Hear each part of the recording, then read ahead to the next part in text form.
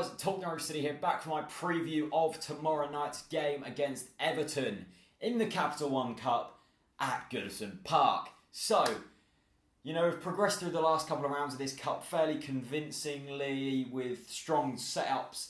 The first round of this cup, we had Ricky Van Wolfswinkel playing. That seems ages ago, but, Ricky Van Wolfswinkel has helped us progress into this round.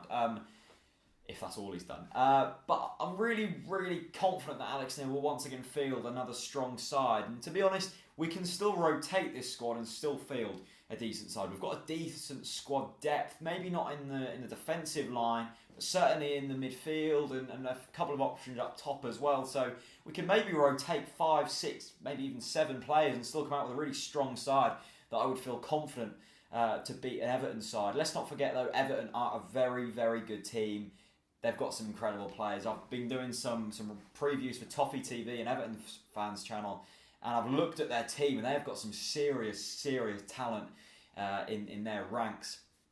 I mean, we're now currently 3 losses on the bounce. I think we've won for something like 8 weeks, maybe like 6 weeks. So we're kind of in a bit of a rut, and we need to break out of that. Now we've got Man City coming up at the weekend. This would be the perfect opportunity to win and kind of paper over cracks a bit. Our defence isn't great, but if we can maybe concede 1 and score a couple against Everton, that would be really good. But what we do need to do is start feeling what winning is like again, because we've kind of forgotten what winning is like. I think the last win was, Sunderland maybe? I can't remember the last win. It's been a while. And the Capital One Cup is a perfect opportunity to go into this with a strong side, play some decent football, field some players who hasn't maybe got the minutes under their belt this season, and progress into the next round. Not only that, but we can generate a cup run. Some good teams have already been knocked out of this cup, and I fancy our chances against any team under Alex Neil. So not only could we set up a decent cup run, we could paper over the cracks of this little rut we've been going in and build some confidence up going into the weekend and the upcoming fixtures, which is a massive month of fixtures for me. The one thing that I think is most important in this tie is to just seal up the defence a bit. We've been so poor at the back. We really do need to learn just how to defend and switch on at the most important times. And if we're not maybe winning by the 60th minute, don't rush it. Ease into the game and then hopefully hit them on the counter. Because what I think we've been doing in the last couple of weeks is just trying too hard to go forwards, and we keep getting hit on the counter attack.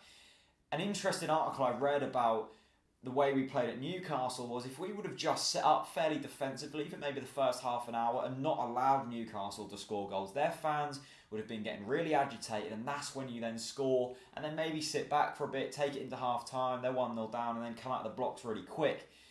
I think Alex Neil does need to look at his tactics a bit and be a bit more sensible with the way we're playing, because I think we're just far too attacking at the moment, which is something I'd never thought I'd be moaning about. But in the Premier League and against Premier League sides in the Cups, you really can't be going out that attacking, because you're going to be cut open, because the attacks and defences of these teams are just so much stronger than what we saw in the Championship, where you could get away with just throwing men at their defence and they would eventually cave in, and they weren't that great on the counter either. So I think Alex Neil has to do some work. I think the players need to do some work. And once that's complete, I do feel confident.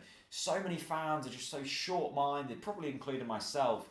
Let's not forget that we started this season very well and we're still not in the bottom 3. We've had a good run in the Cup so far. We can hopefully continue that against Everton, and it would be really nice.